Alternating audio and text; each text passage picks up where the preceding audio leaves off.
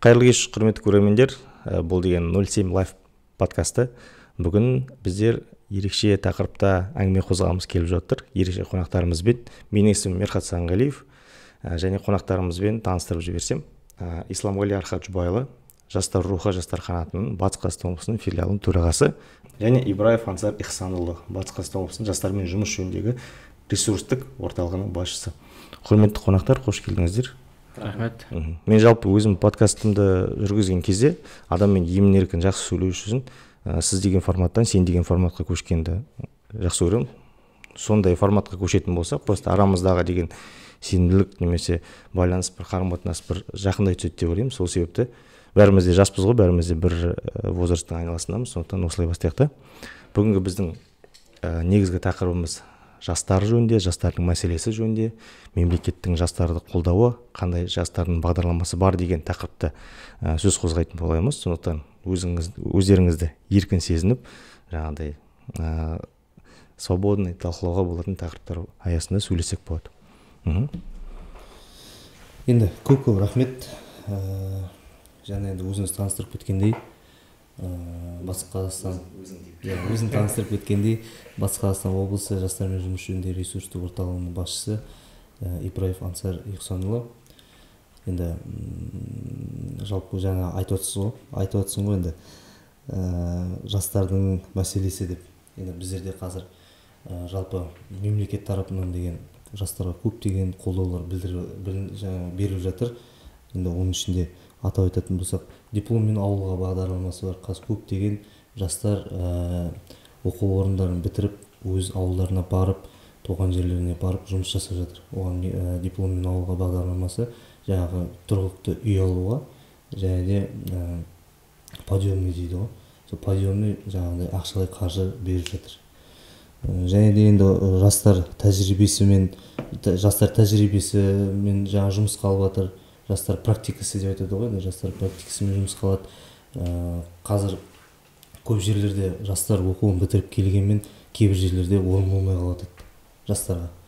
Сол кезде жастар тәжірибесімен бір жылға жұмысқа алып, бір жыл жастар қазір жұмыс жасай алады. Ал егер Ансар мысалға дипломмен ауылға туралы бағдарлама жайында сұрақ қойып жіберсем, мысалға бізде жастар алуан түрлі болып келеді ғой. Және де көптеген жастар мысалға өздерінің оқу орындарын бітіргеннен кейін үлкен қалаларға қарай кеткісі келеді, немесе басқа мемлекеттерге қарай көшкісі келеді. Қазір сондай бір тенденция байқалып жатыр. Өз-өзін дамыту немесе жақсы өмір сүру деген секілді. Бағдарламаның мемлекеттік қолдауынан бола тұра жастардың мотивациясымен қалай жұмыс істейсіңдер? Мысалға, действительно, может, дипломмен ауылға кеткісі келмейтін жастар бар ма арасында? Қалай жүреді сол жұмыс істеген мысалға? Өзім туралы айтып кететін болсам, мысалға, мен мектеп бітіргеннен кейін бірден менің мақсатым Астанаға көшіп кету керек болды. Сонда оқуға түсу керек болды. Және де мен деген ауыл жаққа кету туралы ойламадым. Өйткені кейбір жастарға ол жаңағыдай дауншифт дейді ғой. Кері кету деген сияқты. Неге десең, бұндай қадамға жету үшін бір ой керек қадам басында болатын. Мысалға, дипломмен ауылға кететін жастардың ойлары қандай жалпы? Енді қазір деген өздерің байқап отырсаңдар, мысалға, бұрын осыдан, енді мен алысқа алмай-ақ қояйын, бір 4-5 жыл бұрын жаңағы в основном жастардың бағыты қалада қалу болды. Жаңағы қалада жүреді, жұмысқа кіреді, жаңағы өзің айтқандай басқа қалаға қызығады. Мен өзімнің енді ойым ғой, енді өзім көріп жүргесінде айтып отырмын, қазіргі жастар көбінесе ауылға кетіп жатыр негізінде. Енді қазір өздеріне байқап жүрген боларсыңдар, көп жастарға мал шаруашылығымен айналысып жатыр. Біздің облысымызда мысалы көптеген жастарға мал шаруашылығымен айналысып жатыр. Енді может танитын болсаңдар, Жаңғаладан Азат Рашидов та қалай жаңағы ауыл шаруашылығын, мал шаруашылығын дамытып жатыр. Соның бәрін өзінің парақшасына салады. Соған даже жастар содан деген мотивация алып, қазір көп жастар қалай көтерілді, ол қалай алды, қандай үкімет тарапынан программалар бар, мысалға, соның бәрін алып ауыл жаққа кетіп жатыр. Енді мен өзім енді ауылдан шыққан балдар көбінесе сол ауылға асығады ғой негізінде. Ең бірінші, сосын бұл жерде айта кететін жайт, негізінде көп жастардың көбі жаңа сен сұрап отырсың неге ауылға жаңағындай барғылары келеді деп. Көбінің ата-аналары ауылда болады. Жаңағы ата-анасы ауылда болады. Содан кейін олар ата-аналарының қастарына барғылары келеді. Сондай бағытта барады деп ойлаймын енді. Қоса кетіп қойды. Иә, Қайырлы кеш, тағы да шақырғандарыңызға көп рахмет. Енді жаңа дипломмен ауылға деп отырмық қой. Ауыл енді мен өзім жеке оқу бітіргеніме 7 жылдың турасы болды. Мен оқу бітірген жылдары жаңа сіздер айтқан сияқты ауылға бару бір ондай қатты приоритет болған жоқ. Қазір таңда қазір жастардың арасында ауылға барып, жаңа именно дипломмен ауылға жұмыс жасап, жаңа сіз айтқандай шаруашылық ұстап, мал асырау қазір былайша айтқанда тренд айналып келе жатыр деп болады. Себебі мысалы былтырғы 2022 жылғы статистикаға сүйенетін болсақ, біздің облысымызда 1031 жас жаңа дипломмен ауылға бағдарламасы арқылы ауылға барып жұмысқа орналасқан. Яғни ол тек қана үй алғандардың емес, ауылға барғандардың жалпы саны. Бұл жаңа үстемеақы, қалай подъем дейміз, көтермеақы алып ауылда жұмыс жасап жатқандар. Одан бөлек соның 338-і дипломмен ауылға үй алып, қазіргі таңда сол жақта жұмыс жасап жатыр. Бұл жоғары деңгейде көрсеткіш деп айтуымызға болады. Сосын қазір жастар бизнесқа бейім ғой. Біздің замандастарымыз ғой, бизнесқа бейім жайтында ауылға барып, шағын кәсіп ашып, мал ұстап, одан басқа да қазір донеркі дейміз, кофейни дейміз, шаштараз деген сияқтыларды ашып, қазір өздерінің шаруашылығын жүргізіп отқан жастар көп. Сондықтан бүгінгі таңда өте жоғары деңгейде жүзеге асып жатыр деп мен өзім сенімді айта аламын. Именно дипломмен ауылға бағдарламасын. Тек жаңа бір шалғай ауылдарда бір сәл болуы мүмкін. Орталықтан алыстау. Бірақ қазір енді біздің облысымызды қарасақ, ауыл мен қаланың өмір сүру деңгейіне аса бір қатты бір айырмашылық жоқ сияқты.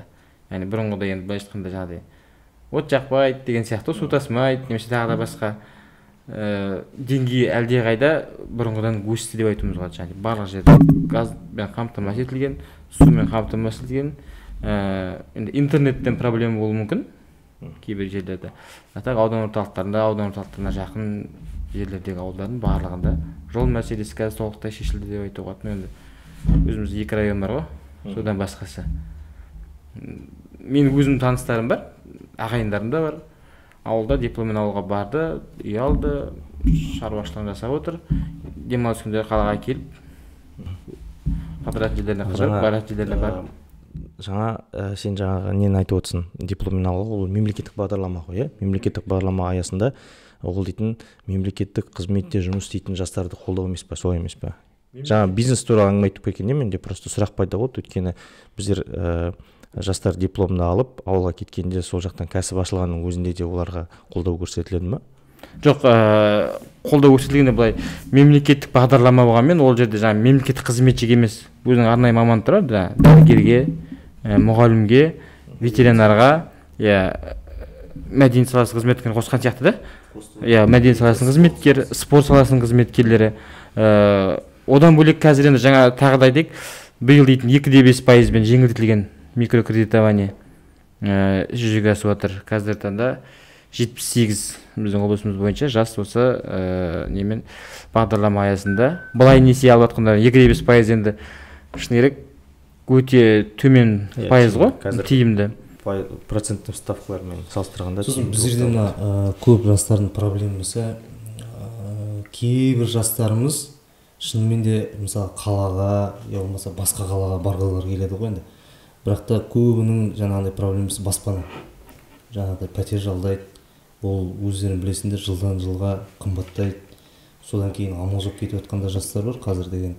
Мысалға дипломмен ауылға бағдарламасы мықты мүмкіндік болғанмен жастарға, бірақ кейбір жерлерін тоже өзгертетін жерлері, жаңағы қосатын жерлері бар сияқты. Неге? Өйткені деген мысалы бір жастар бар, ол жерде дипломмен ауылға үй алған кезде кредитный жаңағы историяға қарайды. Мысалы мен өз басым көрдім, мысалы ауданда қызметте болғанда менде жаңағы жас балалар болды. Жұмыс жасағылары келеді, жүреді, тырысады. Жаңағындай сол науқан ашылған кезде, енді жылдың басында көктем айларында жаңағындай құжаттарын қабылдайды ғой.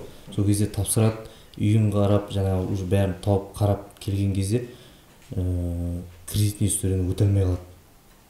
Мысалға действительно жағдай төмен балдар, кейбір балдар сол жағынан да страдать етіп жүрген балдар бар жастардың арасында.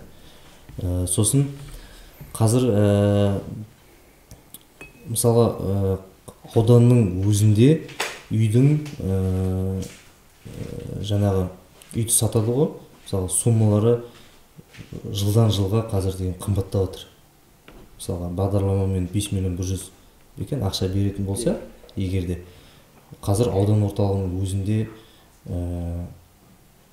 енді средний алғанда примерно 7 миллион 8 миллионға средний үй аласың.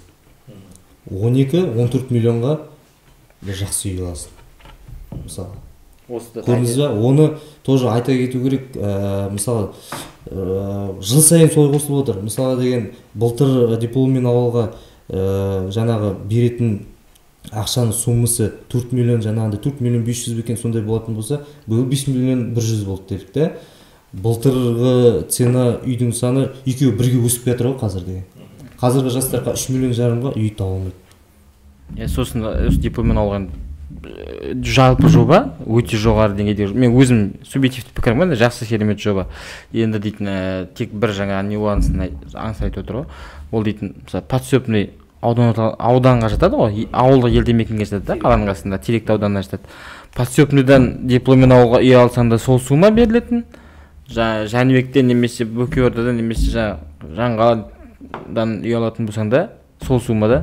Енді логикаға салып қалсақ, подсөпныйдың үйі қанша теңге тұрады? Жаңағы 200-300 километр жердегі ауылдың үйі қанша теңге тұрады?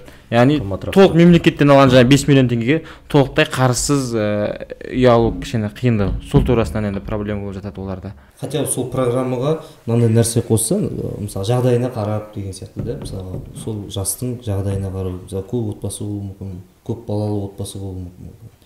Болмаса мысалы қазір бүткіл не істеп отыр ғой, енді соцкөмектерді беріп жатыр да, мысалы действительно жағдайлары төмен отбасыларға көмектер көрсетіп жатыр. Сондай списоктен қарап, мысалы сондай бір жеңілдік көрсетсе, мысалы жақсы болады. Бір қосымша льготалар да. Ал жалпы мысалға жастар мәселесіне келгенде мемлекет тарапынан қазір нақтылап бере аласыңдар ма? Қандай бағдарламалар мысалға на пальцах дейді ғой, дипломмен ауылға бар, тағы да қандай бағдарламалар бар конкретно, чтобы сол тақырып аясында әңгіме қозғайтындай. Көп айтып берейік, жаңа дипломмен қайтарымсыз несие бар. Дипломмен ауылға бірінші деп алайық, қозғалды. Қайтарымсыз несие бұл 1 миллион 500 ден басталады. 1 миллион 500 жоба. Яғни ол грант қайтарымсыз несие, ол жобаны қорғайды, кез келген жас мемлекеттен қаржыны алады, кері қайтармайды. Яғни кредит емес, ол грант ұтып алады. Және енді ол бір жыл көлемінде ол грантты жаңа жасалған жұмысты алып алып ештеңе жасамай отыруға болмайды ғой, себебі онда сұрау бар, есебін тапсырып әрмен қарай сол грант арқылы өзіңнің жаңағы бизнесіңді деп айтайық, шағын кәсібіңді дөңгелетіп алып кетуің өзіңнің қолында. Одан бөлек жаңа биылдан бастап 2/5-тік агрокредитование негізінен ауыл жастарына арналған. Бұл жерде жаңағы егін егу бағытында бір бөлек, жаңа мал асырау бағытында бір бөлек, төртеу болды бізде да. Сосын енді қалалық ауылдық жерге қарамайды, жаңа алғашқы жұмыс орны бұл қалада да, ауылда да. Сосын қоғамдық жұмыс жастарға тоже болады. Так, жастар практикасы бағдарламасы биыл мемлекеттік практикалар кәсіпорындарда, кәсіпорындарда алғашқы жұмыс орны деген жоба негізінен мемлекеттік мекемелерде емес, негізінен жеке кәсіпорындарға. Мысалы Сәбизбен сөйлескенбіз, олар негізінен бағыт жеке кәсіпорындармен. Себебі алғашқы жұмыс орны бағдарламасының негізгі жоба бойынша, мысалға мені дейтін бір кәсіпорынға жұмысқа жібергеннен кейін 1 жыл жарым көлемінде оған жаңа субсидия мемлекеттен болады. Яғни мысалы мен кәсіпорында жұмыс жасаймын, маған жалақыны кәсіпорын емес, мемлекет төлейді. Но 1 жыл жарым менің тағылымдама ретінде ғой да, жаңа уақытым біткеннен кейін ол кәсіпорын мені жұмысқа алып қалу керек. Енді жеке кәсіпорын болғаннан кейін ол өз еркінен жаңағы штат ашып, жаңағы маманға жұмыс тауып беріледі. Мүмкіндік беріледі. Енді мемлекеттік мекемелерде ол енді мана жасты мен жұмысқа аламын деп бір штат ашу ол қиын жағдай ғой. Жақсы, мынадай сұрақ бар.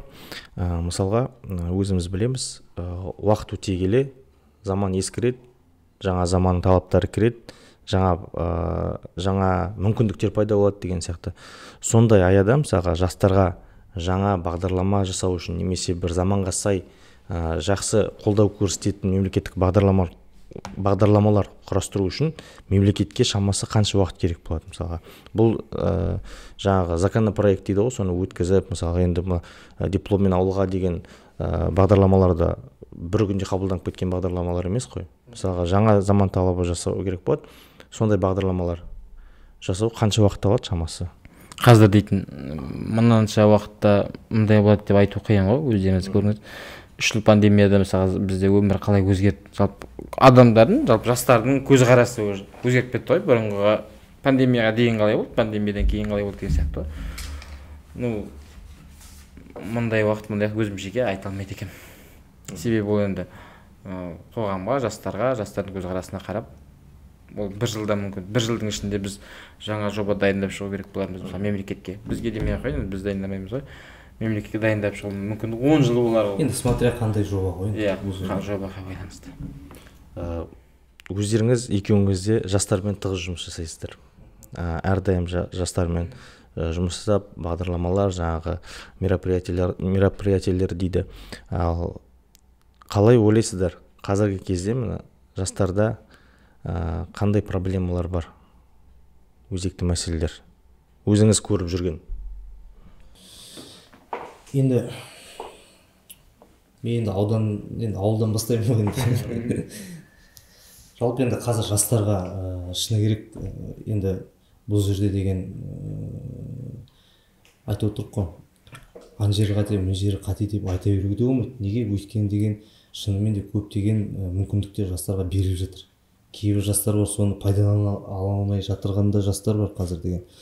Мысалға, енді проблемаларды айтып кететін болсақ, өзімізден де бастауға болады ондай проблеманы. Мысалы,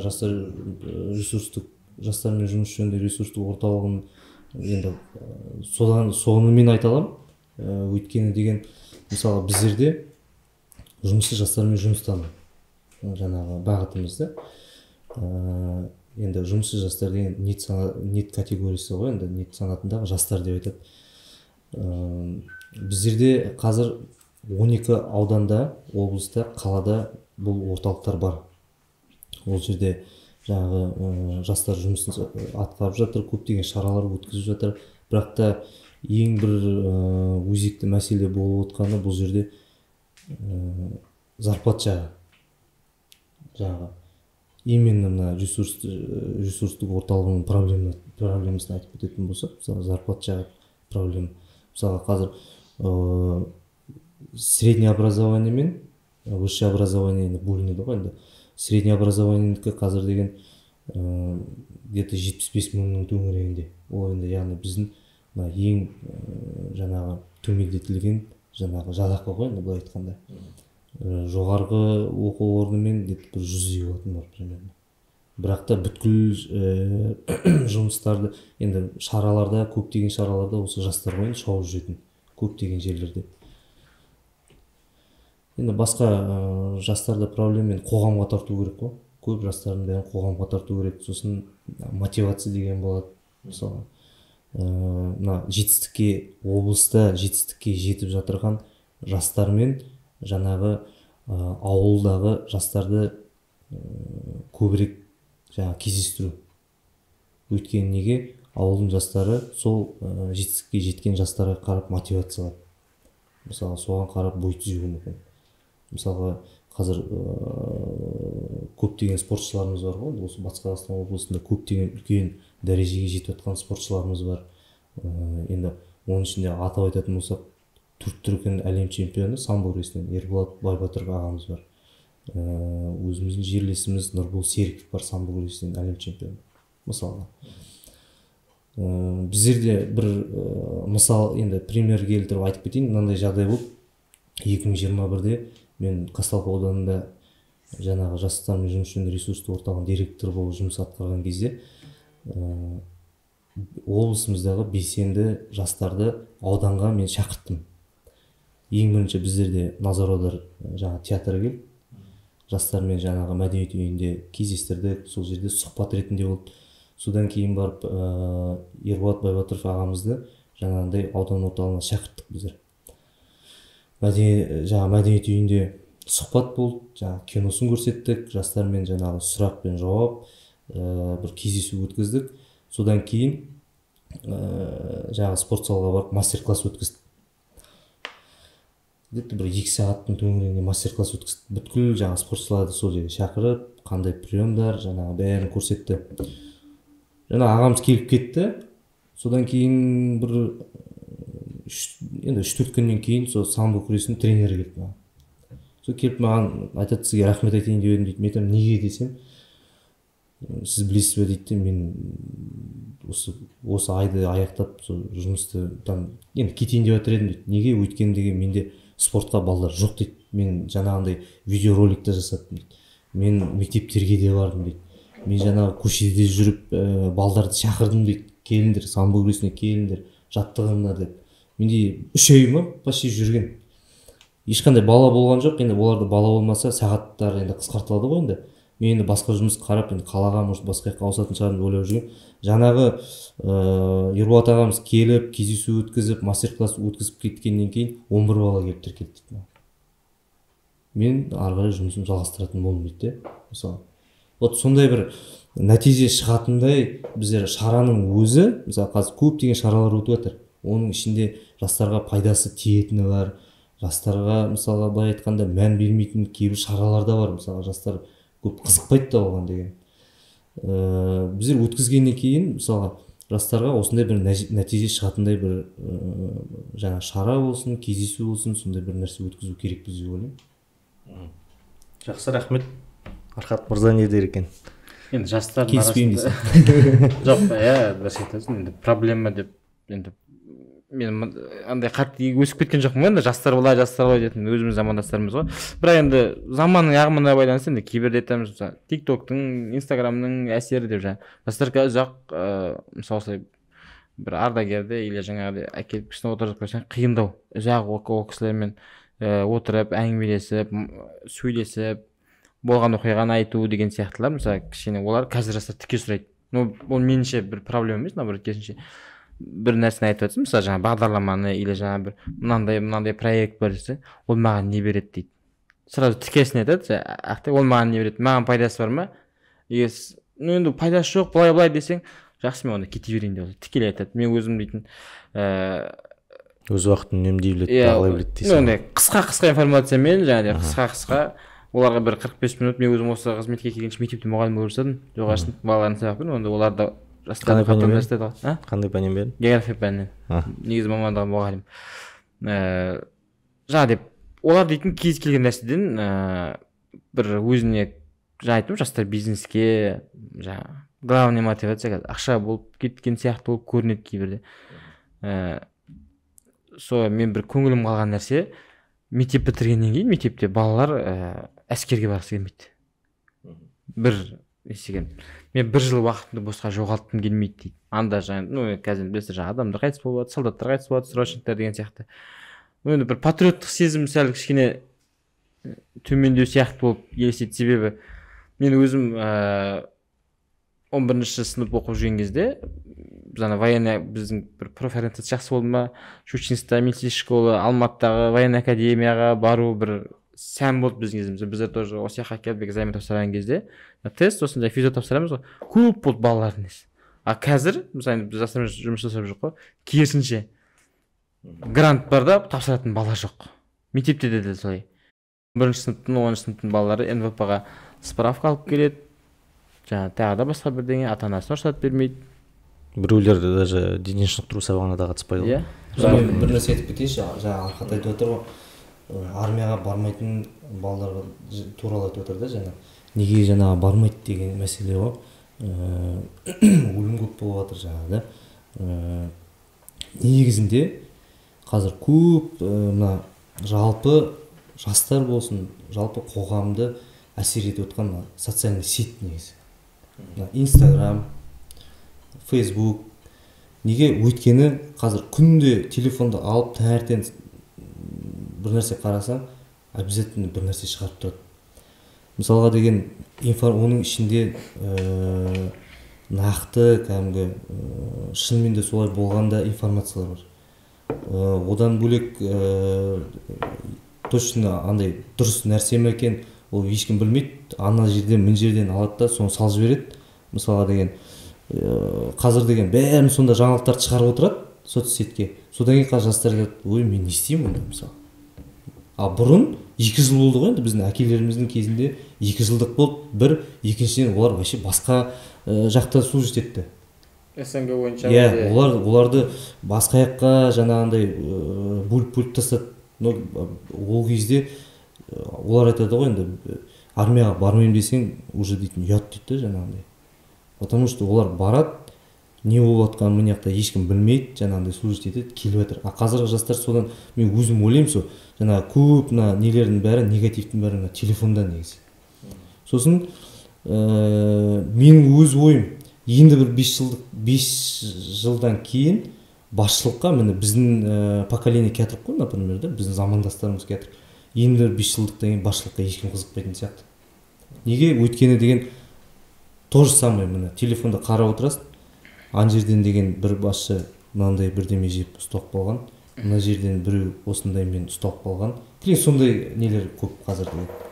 А қазір мысалға жастарға бір нәрсе айтасың ғой, мен өзімнің айналамдағы даже жігіттерге айтамын, сен госслужба тапсыр шеш, я болмаса тағы осындай жерге конкурсқа түсшеш, может жаңағындай енді карьерный рост қой, сен жайлап болса енді сен уже осы жерде істеп жатқаныңа 7-8 жыл болып қалды ғой сен.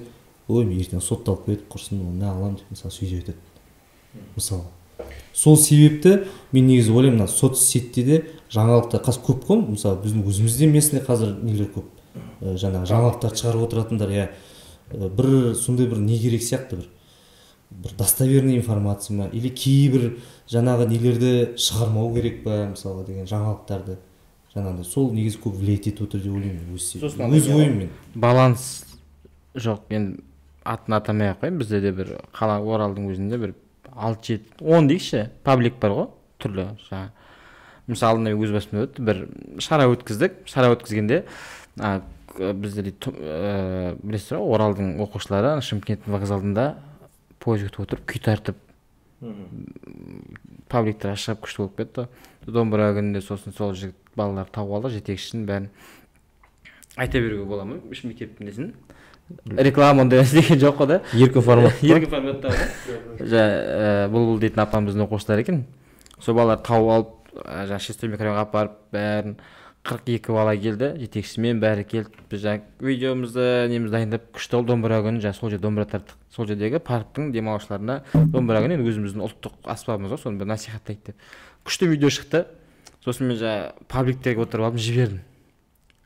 Сенбі күні отырып алдым да жібердім.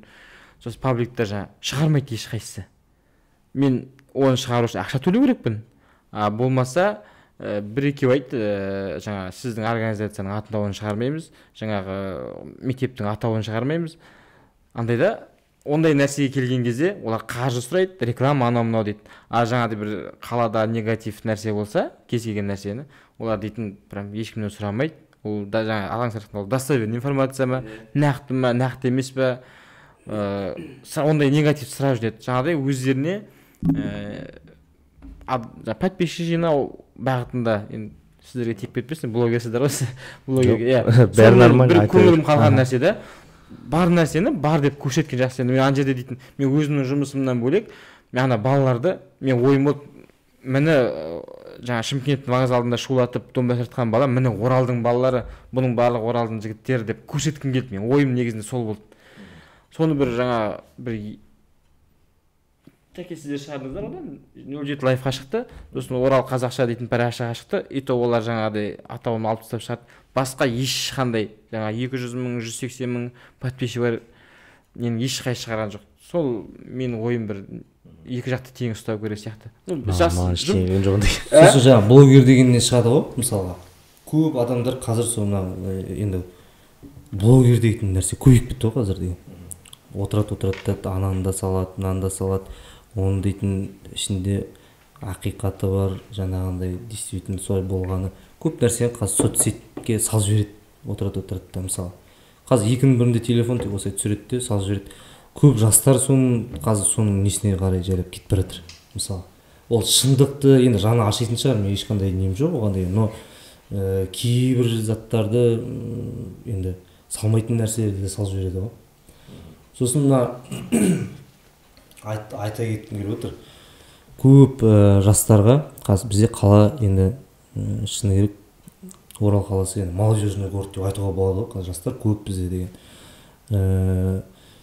Қазір спортпен шұғылданайын десе көп жер платный болып кеткен. Мысалы енді жаңағындай футбол ойнай алғылары келеді, футбол алаңын алғылары келеді, кейбір жерге ойнай алғылары келеді. Ол жерге жаңағындай платный дейді, сағатына осындай деп жаңағындай не қойып дейді. Енді даже мұзайдың енді біздің доверительный управлениеда ғой, мысалы енді алыстағын алмай ақ қойық. Мысалы біздің балдар, қарапайым балдар қазір барып просто коньки тебе алмайды. Тап солай мысалы қазір теннистің дауы болды осы да, теннисный корттың дауы болды. Тап солай мысалы мен өзім жеке басым енді онда барып бір теннис ойнап көрген жоқпын да, но көп айтылатын тоже айтады ғой, кіре алмаймыз біздер барғанда, кіргізбейді деп мысалы. Сондай мәселелерді енді шешуіміз керек деп ойлаймын. Енді мен өз басым енді сондай мәселелерді шешуге жаңағындай тырысқым келеді. Жалпы екі жақты ойды тыңдап отырып, менде бір тоже жаңағы тақырыптарға сай бір ойлар туындады. Өкпеміз деген толып қалған. Сондықтан подкаст жақсы болды дейсің ғой. Жақсы выливается дейсің ғой. Не жөнінде, мысалға армия жөнінде айтатын болсақ, жалпы әскер жөнінде қазіргі жастар неге бармайды, неге қызығушылық танытпайды деген әрине жаңағы инфоповод дейді ғой, солардың көмегі тиіп жатыр ғой үлесі. Дегенмен де бірақ ойламайсыздар ма, что қазір бізде мысалға елімді қорғаймын, еліме қызмет етемін деген жастар ондай көп емес біріншіден.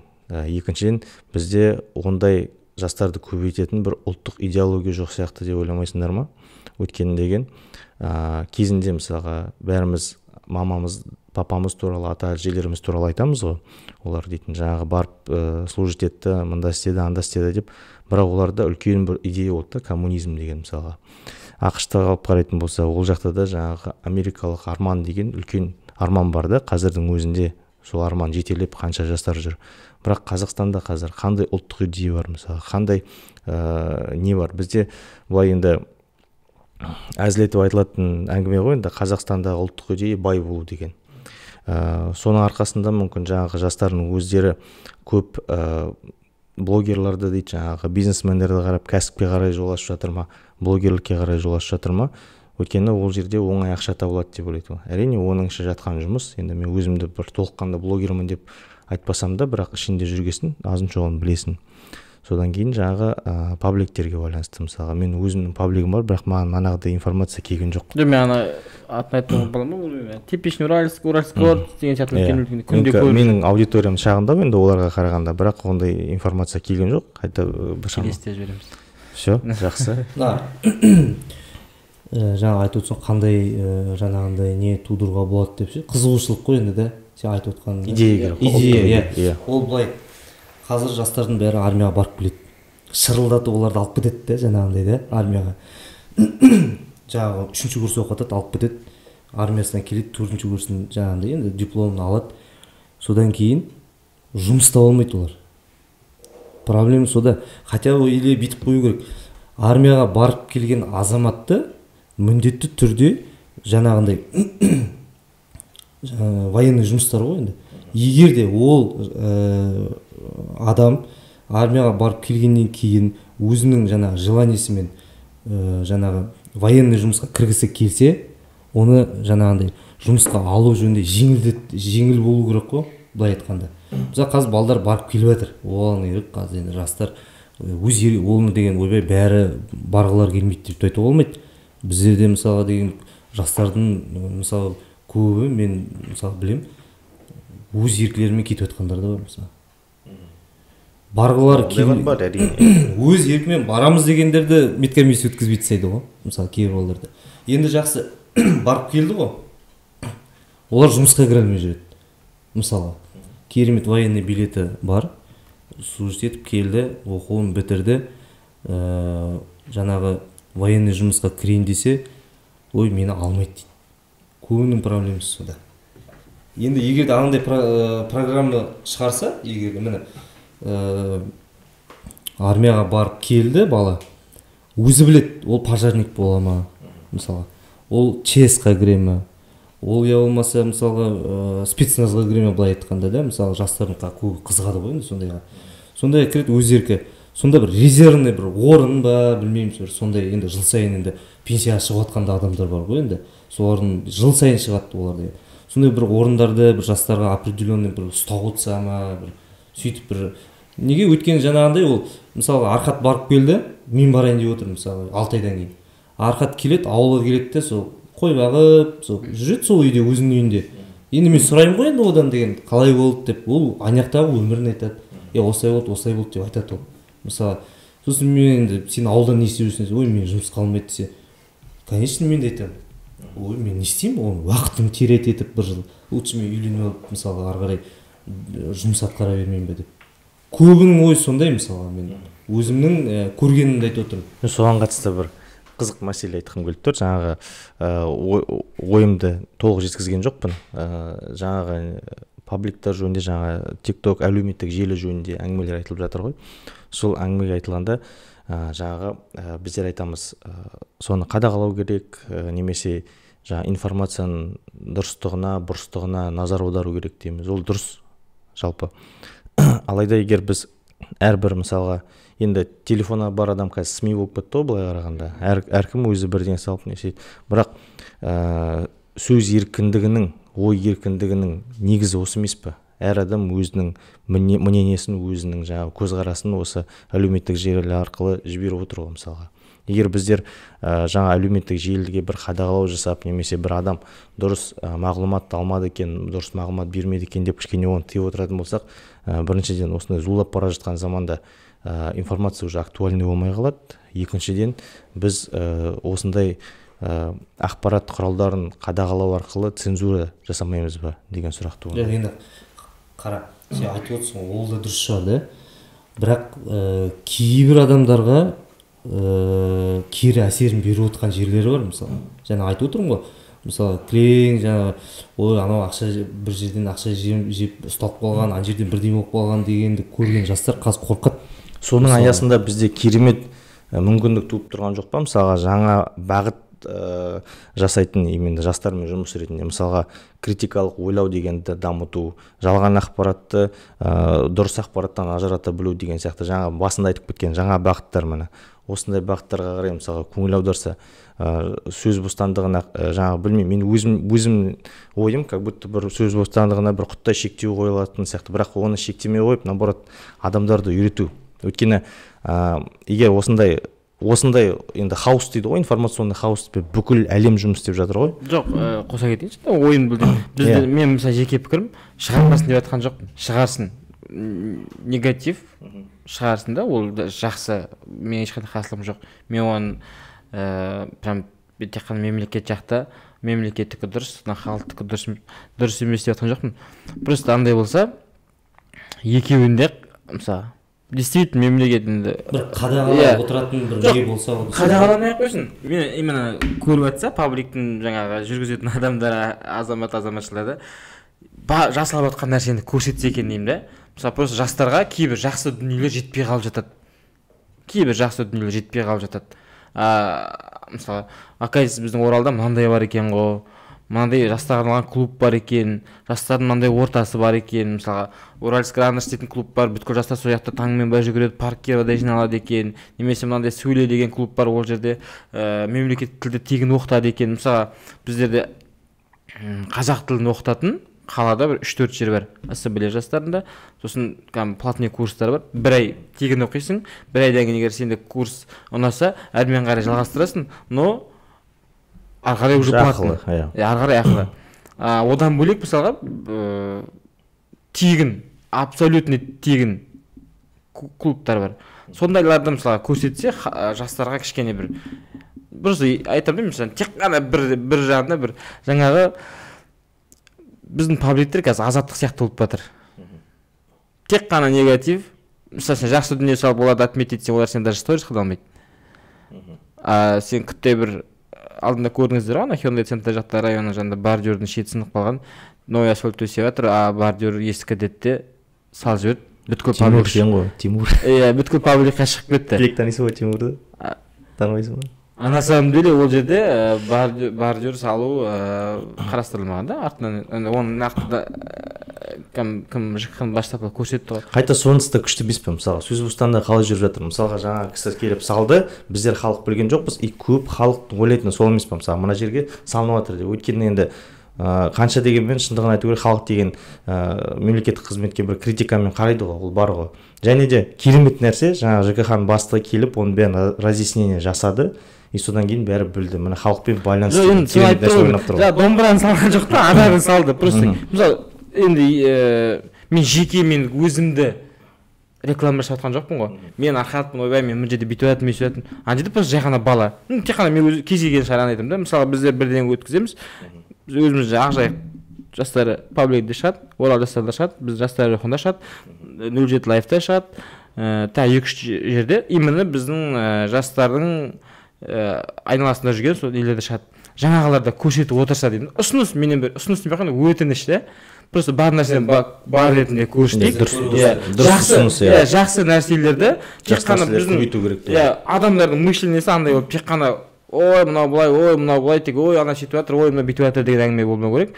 Действительно жасалып жатқан нәрсе, потому что енді қалай бес саусақ бірдей емес. Мемлекеттік орган, мен өзім мемлекеттік мекемеге жатпаймын. Мен общественный объединениемін. Ешқандай қоғамдық бірлестік, ешқандай мемлекетке жатпаймыз, өзіміздің көзқарасымыз бар. Бізде сын айта аламыз, бізде не істеуімізге болады. Просто жақсы дүниелерде жетпей қалады да, ал жаңағы негативтер сразу енді білесіз ғой, қазір өзіңіз енді жұмыс жасап жүрсіз ғой, қазір бірдеңе алады да Фейсбукқа или неге салып жібереді, астында кірген комментарий біздерде ол дейтін ана жаңағы посттың несін көтереді, подписчик еді, олай реклама жасайды. Содан кейін подписчик көбейтіп жатыр, реклама жасайды, уже жаңағының бәрі бизнесқа кетіп, айналып келгенде сол ақша тауып бизнесқа келеді. Сосын енді жаңа айттық, жастарды бір патриоттыққа тәрбиелеу деп жаңа. Ол жерде сосын тек қана әскермен шектеліп қалуға болмайтын сияқты. Бұл бір мысал ретінде ғой Аңсардың айтып отқанында, әскер бөлігі ретінде. Иә, әскерге бару, тек қана әскермен шектелуге болмайды. Енді әскерге барып келгенде жаңа жұмыссыздық мәселесі, ол адам жаңағы әскерге барып келген адам, азаматтарымыз, жастарымыз келгенде жүріп қалады, бар я, ГАИ-ге барады. Ол ГАИ-ге бару үшін білесіз, госпитальда бәленбай күн не өтеді, медосмотр өтеді, одан өтсе өтеді, өтпесе тағы ағыр соңында ақша қай кетеді, Теңізге кетеді, Ақсайға кетеді, Қарабатанға кетеді, сөйтіп вахтовый жұмыстарға барып кетеді. Енді биыл жаңағы кредитін не істеп береді, 1 жылға тоқтатады. Әскерге барған уақытында басында кредит болса, кредитін кешіреді десе, онда бәрі жатыр. Сондай мүмкіндік жасалып жатыр енді. Бірақ барлығын жастарға дайындап беруде меніңше қате масылдық қалып келеді соңына келген кезде. Мен бір болған оқиға айтайын, бір жездем бір Жымпит Сырым ауданында тұрады. Бір күн жай маған звондап балағат сөздер айтып жай боқтап сөйтіп жатыр да. Не болып қалды жезде десем, ана АСП берілді, АСП берілді ғой, барлығына. АСП берген айтады жаңа, айналадағы жастар жұмыс жасауды қойды дейді қазір. Жұмысқа кірсе АСП берілмей қалады, ал ол жұмыста жұмыс жасамайды, АСП алып жаңа картасын ойнап, әрән ішіп, демалып сөйтіп жүреді. Сосын айтты, сен бірдеңе істейші, үйде жата берсін, үйде замбатса қойса, ой АСП түседі, жұмысқа кіргенде АСП. Сондай бір нәрседе ағаш онда бір айналып келсек, жастарға бүткіл мүмкіндікті жасай берсек те, ол бір сәл басқа жаңа масылдыққа алып келуі мүмкін. Қазір ауылда сосын ең бір өзекті проблема ауыл шаруашылығы бар. Мысалы мал шаруашылығымен айналысып жатқан жаңағы қағашниктер дейді ғой енді.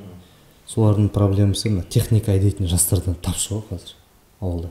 Мысалға кілең шөп науқаны басталған кезде кілең үлкен сол бұрынғы тракторист, комбайн айдайтын ағайларымыз енді аз жастар кәдімгі өз қызығушылығымен, кәдімгі мен трактор айдаймын ауылда, мен комбайн айдаймын, ол да бір енді шыны керек екінің бірінің қолынан келе бермейтін нәрсе ғой енді.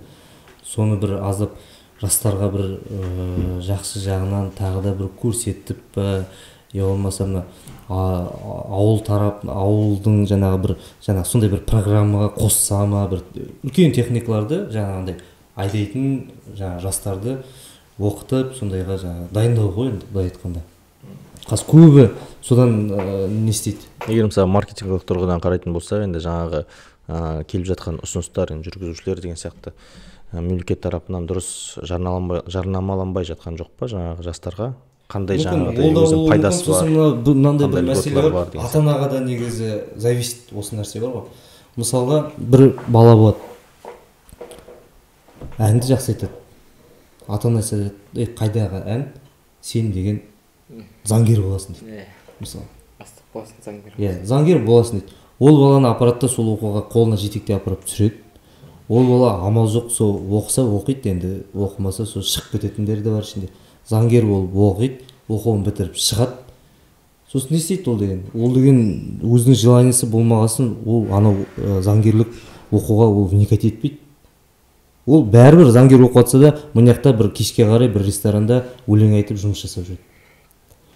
Осы оқуын бітіріп болғаннан кейін сол өзінің жаңағы алып шыққан дипломмен жұмыс жасамайды, ары қарай кетеді өзі былай. Біздер енді өз басымыз өлмейтін мамандық деп сол медицина, мұғалім, сосын жаңа сол айналада. Шынымен де көп ол деген баланың болашағы ғой былай айтқанда. Біреулер спортқа барғылар келеді, жоқ сен спортқа бармайсың, сен деген осындай барасың, басқа оқуға апарып тастайды. Ол бала сосын деген оны бітіріп шығады да жаңағы айтқан то вахтасына кетіп қалады, то басқа жерге кетіп қалады. Негізі сол ата-аналар да сол жағынан аздап баланың, мысалы қазір сен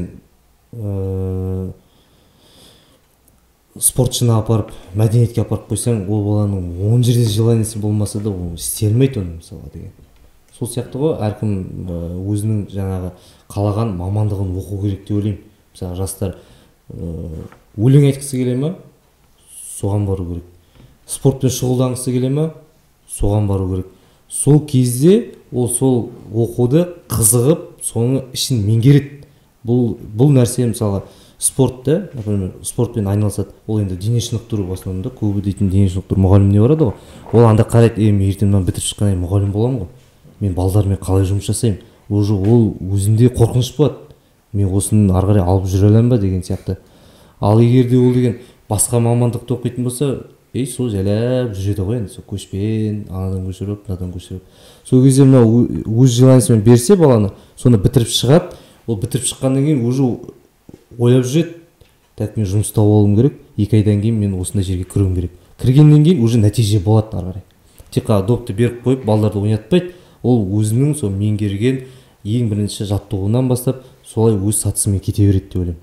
Сол себепті жаңағы айтқан ғой, ата-аналар балдарының өзінің жаңағы бағыты бойынша оқу орнына түсірген дұрыс сияқты деп ойлаймын. Қазір бізде как раз осы темаға орай кезінде бізде болмаған мүмкіндіктер бар жастарда. Ол дейтін жаңағы профориентация деген нәрселер. Яғни ата-аналары дейтін енді түсініктері заманға сай болмауы мүмкін. Біреулердің ата-аналары үлкен жаста болады да, мысалға біреулері просто қадағаламайды мысалға да. Арнайы орталықтар бар мысалға да, кәсіпке келетін болса, арнайы орталықтар өздерінің қызметін ұсынады, жаңа услугасын, профориентация деген кәсіби бағыттау дейді да қазақша да. Сол бойынша жаңағы белгілі бір әлемдік жүйемен мойындалған тесттерден өту арқылы баланың жаңағы психологиялық, жаңағы психотипін дейді ғой енді, психотипін анықтайды, қандай мамандықтарға жақын келетінін анықтайды, және ақыр соңында жаңағыдай шығарып береді, шамасы қандай бағытқа саған жылжу керек деген сияқты.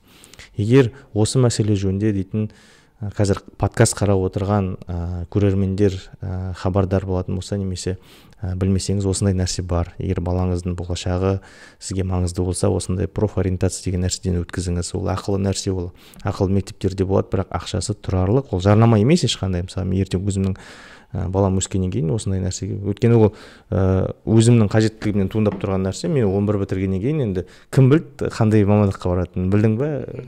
Біз білмедік вообще, просто грантқа түсіп кеттік, болды былай қарағанда. Бірақ мына жерде қандай үлкен мүмкіндік бар балада, шама келсе қателеспеу, басқа жолмен кетіп қалмау деген сияқты. Вот. Жаңағы әскер туралы мәселе мана ойымда тұр, менде айтылмаған ой. мысалға қазіргі жастар деп бізде қанша 14-тен 35 14-35 жастар аралығындағы азаматтарды жастар деп айтады да. Мысалға әскерден келген азаматтар жұмыс таба алмай неде резервте қалып қойып жүрген адамдар мысалға да жұмыссыз. Мысалы енді жастар орталықтары қандай вообще көмек жасай алады немесе қандай ұсыныс түсіре алады? Біздерде енді облыс бойынша мысалы қалада, ауданда бүткіл мына вакансиялар дейді ғой, енді бос жұмыс орындары біздерде жаңағы жұмыспен қамтумен бірге тығыз байланысты біз жұмыс жасап жатырмыз қазір. Оларда бар жаңағы информация бізде. Мысалы жастар біздің орталыққа келеді, бізге келіп өзінің жаңағы қандай мамандық бітіргенін, я болмаса жаңағы армияға барып келгенін, мысалы өзінің резюмесін мысалы бізге әкеліп көрсетеді. Біздер егер де өзіміздің ішімізде жаңағындай енді орын болмаса, енді бүткіл мекеме бойынша біздерде деген жаңағы бос жұмыс орындары болады. Сол мекемеге біздер направление жібереміз. Біздер арқылы сонда барады, жолығады, сонда жұмысқа орналастырамыз біздер.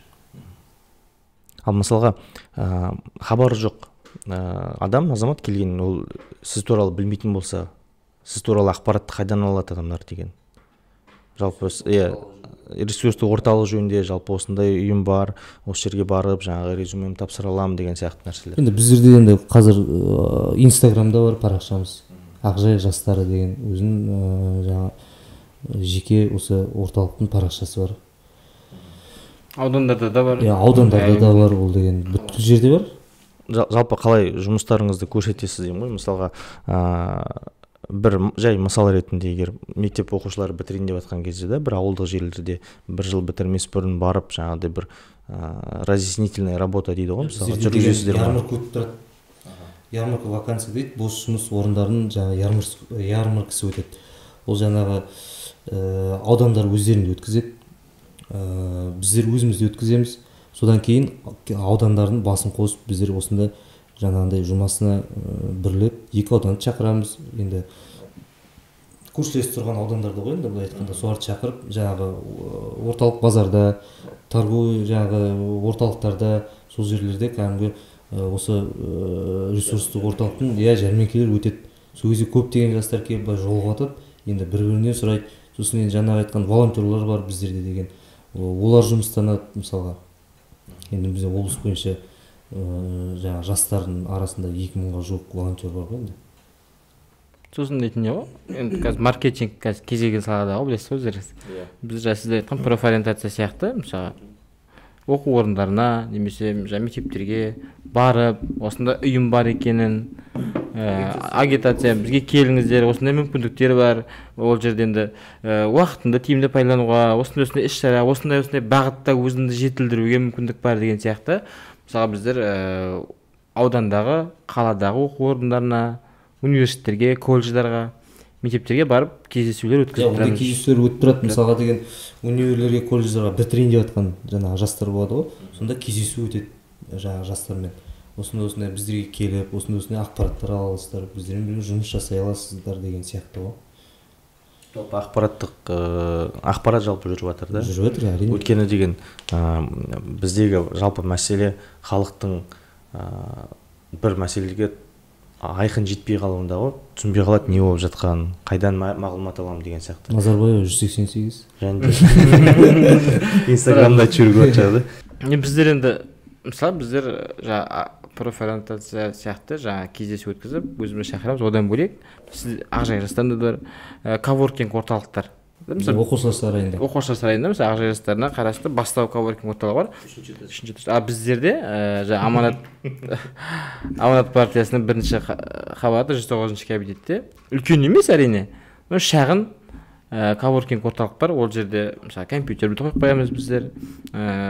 Студенттер бос уақыттарында келіп, сол жерге мысалы отырып, сабағына дайындала ма, әлде бір басқа бір енді зиянды нәрсе емес, өзіне дамуына пайдалы нәрсені жасаймын десе, біз әрдайым есігіміз ашық, қолдан келсе көмектесеміз.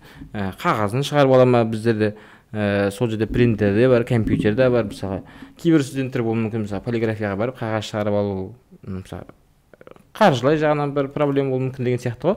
Сол тұстарда мысалға біз қолдау көрсетеміз, одан бөлек жаңағыдай бір идеясын алып келетін жастар болады біздерге. Мен осындай жасайын деп едім, экобелсенділерді жинап бір субботный өткізейін деп едім дейді. Шама келгенше сол кісілерге пайда болсын. Адресті тоже айтып жіберсейші. Жуан Молдағали 19 бұрынғы Красноармейский. Негізінде деген енді облыс бойынша ондай жағынан ондай көп проблема жоқ, сосын мүмкіншіліктер көп қой енді. Жастар келіп жатыр, енді жаңағы айтқан ақпараттар жүріп жатыр, кездесулер болып жатыр. Ең басты мәселе бұл жерде осындай жұмыстарды ауылдық жерлерде көп жасау керек. Потому что деген ауылдағы жастар соларды қоғамға көп тарту керек қой. Жаңа көптеген шараларға қатыстыру керек. Мысалы енді біздерде ертең алда 12 тамыз халықаралық жастар күні келатыр.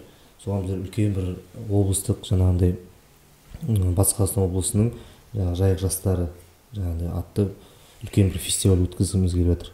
Сол жерде біздер бүткіл аудандағы жастар келеді осында.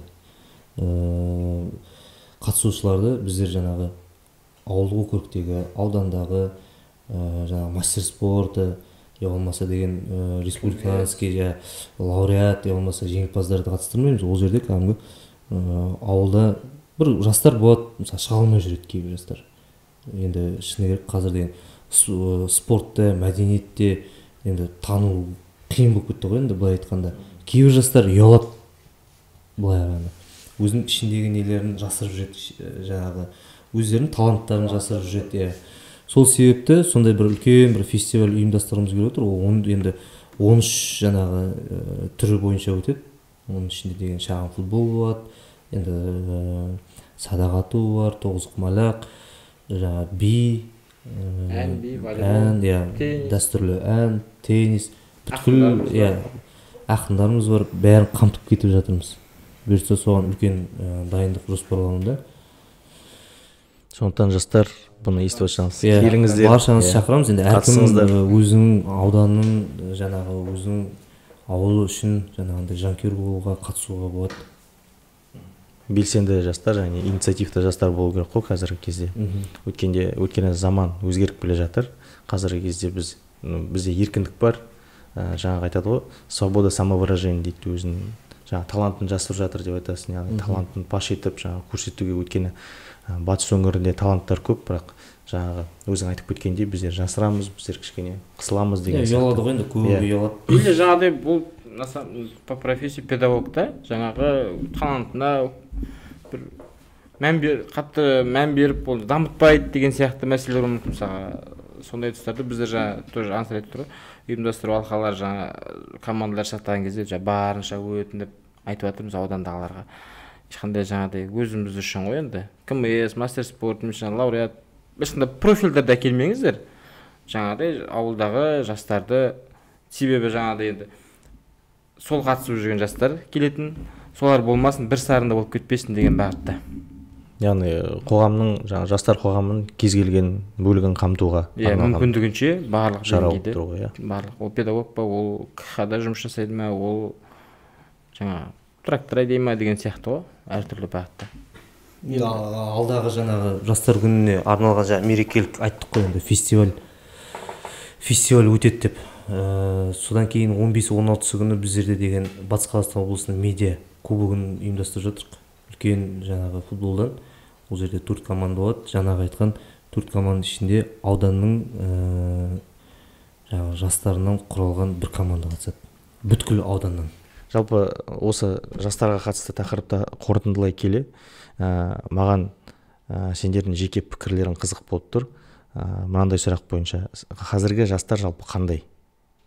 Өздеріңмен бұрынғы мысалға 5-10 жылдық кезеңмен салыстырып көргенде мысалға жастармен жақын тығыз жұмыс істеп жүргесін қалай ойлайсыңдар? Қазіргі жастар умный ғой. Өте ақылды. Бұрын біздер деген любой нәрсеге алданып қалатын едік қой. Мысалға деген ағаң келіп, кеттік ана жерге бірдеңе бүйтіп қайтамыз дегенде кәдімгі соның артынан лесіп барып айналғанда терек жұлып, шөп жұлып қайтатын едік. Қазір сен жастарды олай алдай алмайсың. Мысалы мотивация керек. Мотивация. Айтқандай, ол маған не береді? одан маған қандай пайда? Уақытын тиімді пайдалану жағынан 5 деген баға қоюға болады. Себебі 10 жыл бұрын, мен 2012 жылы бітірдім, мен 11 жыл болды. Сол кезде мен өзіммен салыстырып қарасам, қазіргі мектеп бітірген балалар әлде қайда. Сосын енді қазір смартфон, әлеуметтік желі, кез келген информация қазір қолдарында, өте оңай. Даже біз білмейтін нәрселерді жастар саясатында, осы жастардың айналасында жүрген күннің өзінде біздің ар жағымызда біздің өзімізге түсіндіретін тұстар болып жатады. Ол өте ақылды. Қазір деген мына 2000-нан төменгі поколениялар деген кәдімгі ойлар креативный ғой. Мысалы, көбі солар тыңдамайды ғой. Мысалы, мен кеше осы волонтерлармен кездестім ғой. Сол кезде бір өздерінің идеяларың болса, ұсыныстарың болса, жаңағындай айтыңдар деп сондай бір несе айтқанда, көбінің идеялары, жақсы идеялар бар негізі. Қай жаққа бағытталған идеялар бұл жалпы? Бір-екі мысал келтіріп жіберсең. Енді заманауи ғой, енді қазіргі немен жаңағы. Саясатқа бағытталған идеялар ма, немесе қоғамдық жұмысқа ма, немесе бизнесқа ма? Оның ішінде деген енді осындай бір бағытқа кетіп қалған емес. Оларда жаңағы өзің айтқан саясатта бар ішінде, қоғамдық жұмыстарда бар. Қазіргі жастар деген шыны керекқа көмек көрсетуге, мысалға да біреуге деген қоғамдық жаңағы жұмыстарға араласуға көбі талпынып жатыр. Жаңағы бізде элементарно, мысалы бізге орталыққа келетін жастар бар. Келеді, қасымызда жүреді, енді былай айтқанда волонтер деп те айтуға болады. Мысалы өздерінің жаңағы опыт дейді ғой, былай айтқанда қызығушылық танытады қазір. Мысалы біздер сондай кезімізде біз өзіміз енді ауылда жүрдік қой, жасыратым жоқ. Мысалы каникулды күтіп жатамыз. Каникулда басталады, әует уақытында үйдегілер ұйықтағанда суға кетіп қаламыз. Асық ойнаймыз. Сөйтіп енді өстік қой. Қазіргі жастар былай көп уақыттарын просто өткізуге тырыспайды негізінде. Пайда, жаңағы бизнес, қаржы табу, қазір ағылшын тілінің курстарына барады, мысалға деген. Біздер енді 30 неймнен басқа дым білген жоқпыз ғой енді. Лондон is a capital. Қазір көп жастарды қарап отырсаң, кейбір мысалы бір жас қыздар, балдар болады, ағылшынша сөйлесіп отырады, мысалы бір-бірімен бар ғой. Аналарға қарап отырып қаласың енді. Шетелдік пабликтерді қарайды, YouTube, шетелдік жаңағы практикаларды олар көреді. Өте ақылды ұсыныстар енді. Сосын саясатқа деп жатса, саясатқа бір аса бір қатты құлшынбайды мен көзге. Негізінде бар. Может ол дейді, оқу бітіріп ертең қызмет атқарған кезде может несетін бар, жаңағыдай. Бизнес жеке өзіне жұмыс жасайды да, жеке өзінің дамуына, ол жаңағы материалдық тұрғыдан әрине бірінші орында, екінші орында жаңағы өзінің рухани дамуына өте көп көңіл бөледі қазір жастар. Жаңағыдай ол бір нәрсеге шақырсаң ол пайдалы ма, пайдалы емес па анықтап алады. Пайдалы болса барады, пайдалы болмаса жоқ, мен өзімнің бағытым бар, мен былай кетемін деген сияқты олар. Сосын біздер үлкендерге алдымызға үлкен кісі келіп бір айтқан кезде бір сәл қысылдық қой енді. Жоқ деп бір қарсы пікір айтып, оларға жаңағыдай сіздікі дұрыс емес, жоқ мен олай ойламаймын деп даже айтқан жоқпыз. Қазір жастар барды бар, жоқты жоқ деп айтады. Ешқандай үлкен кісі келіп, енді ол сыйламағандық деп есептемеймін, ол керісінше жақсы деп ойлаймын. Себебі кейбірде айтып отқан кезде ойланып қаласың, шынымен де солай екен ғой. Олар креативті ойлайды, кейбір тұстарында ойыңа ой қосылып, жастардың жаңа айтқанын тыңдап, көріп, өзінде наоборот жаңағы бір жақты ойламай, олар екі жақты ойлайды, бір жақты ойламай, дұрыс екен ғой деп кейбірде тұшымдайтын кездер болады. Біздер енді міне облыстық жастар ресурстық орталығы отыр, Архат отыр. Жалпы осы жастардың бәрін қолдауымыз керек деп ойлаймын. Қандай бағытта болсын, мысалға деген көмектесіп, қолымыздан келгенше, енді мен өз басым дайынмын әрқашанда. Қандай жаңағындай жастың проблемасы болсын, қолымнан келгенше көмектесіп өз басым дайынмын. Назарбаева 188. Назарбаева 188, сосын өзіме де жеке шықса, мысалы, енді бір андай бір біреулер болады, енді десетін, не ма, конкретный жұмыс бар ма дейтіндер болады. Сондай бағытта емес, но жалпы действительно қазір мына біздер көп көрмейміз, мына отбасылық зорлық зомбылық көріп отқан жастар да бар мысалы. Оны біреуге айтуға да қорқатын жастар бар мысалға да. Қазір неше түрлі қазір шыны керек мына неден жаңалықтардан шығып отыр ғой енді. Мысалға әкесі, өгей әкесі қызын 4 жыл бойына зорлап шыққан дейді, например. Мысалы 4 жылдан кейін барып шығып жатыр. А 4 қызда ол қыз қаншама мысалы былай айтқанда қорлық көріп өсті да. Сондай кейбір жастар бар. Мен кейде деген көшеде кетіп бара жатқанда бір көресің ғой, бір ата-ананың бір ана баланы деген кәдімгі сабап, ананы бақыртып жатады ғой. Енді мен өзімнің 2 балам бар мысалы. Жүрегім ауырады мен өзім. Мен ана айтқым келеді барып, неге сен енді өйтіп не істейсіз деген сияқты. Енді бала болғасын енді бәрінің көзінше ана қолына сүйреп алып батады ғой кейбір балалар деген. Бәлкім ол балалар мысалы ол қоғамда көшеде сондай етіп жатады. Үйде басқаша, ол үйде қандай болады сонда деген. Сол себепті біздер көп жұмыстануымыз керек деп ойлаймыз. Бұл отбасыдағы зорлық зомбылық мәселесі үлкен басқа бір подкасттың тақырыбы деп тұрған сияқты ғой жалпы. Шақындыш мен.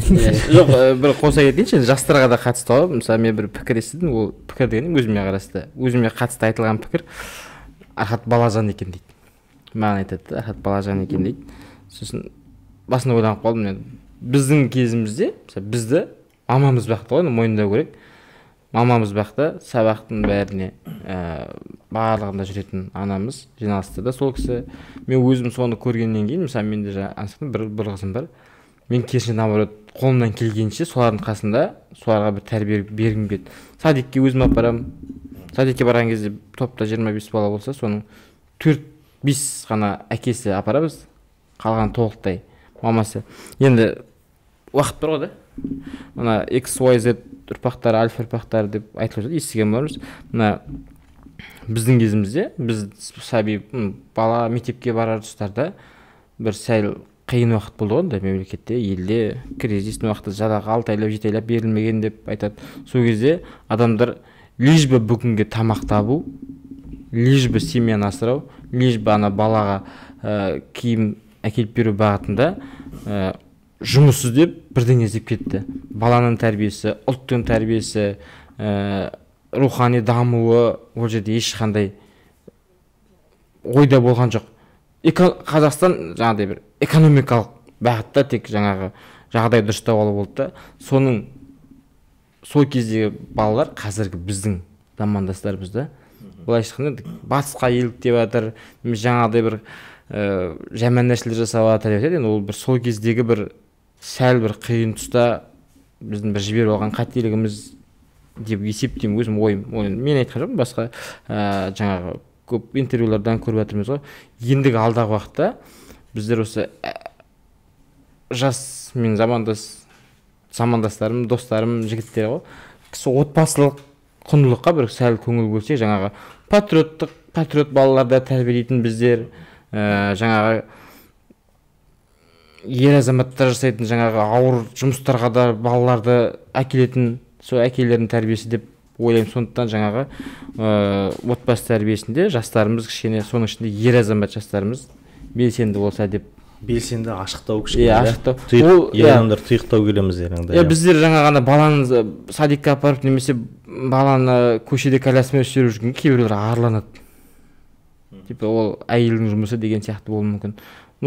Мүмкін солай болар, бірақ менің ойымша ол әрдайым баланың, ер баланың, соның ішінде ер баланың қасында болып, ер балаға тәрбие беріп, тәрбие беріп, көрсетіп, өзіңнің не істегенде көрсетіп жүрсең, өзің сияқты патриот, елін сүйетін, жерін сүйетін, тек қана әскерге барып қолын автомат ұстап отан қорғайтын емес, елдің мемлекеттің дамуы үшін үлес қосатын азамат болады ойлаймын. Ол үшін біздер өзімізден бастауымыз керек. Бала айтқан емес көргенді істейді. Мен өзімнен маған айтылған пікірімде достарым бәрі айтады, жаңағы қонақтықтарда, тағы бірдеңелерде мен жаңағы бала шағамды көтеріп, солардың қасында жүріп, соларға мынаны бүйтіп істейсің, мынаны былай істейсің деп айтып жүрген кезде айтады, Ахат күшті екен, баланы жақсы бағады екен дейді. Біреулерге сөйлеп айтса, ол мысалы арланады. Меніңше, білмеймін, өзімнің ойым жеке. Сол кезде жаңа әкеміздің барлығы жұмыс іздеп, базар аралап, Алматыдан Шымкенттен киім тасып, Асенке жақтан ыдыс тасып жүрген кезде үйде анамыз болды. анан біздің оның тұрмыс тіршілігі бар, үйдің шаруашылығы барлығын жасап жүрген кезде балаға дұрыс тәрбие беру кішкене сәл қалып қойды. Енді бізде қазір шүкір барлығы бар ғой. Иә, дұрыс айтасыздар. Тәрбие өзімізден, отбасыдан басталады. Осы сөзбен қорытындылай келе, сендерге көп рахмет айтқым келеді. Көп рахмет айтқым келеді. Бұл подкасттың қонақтары болып арнайы келіп отырсыздар.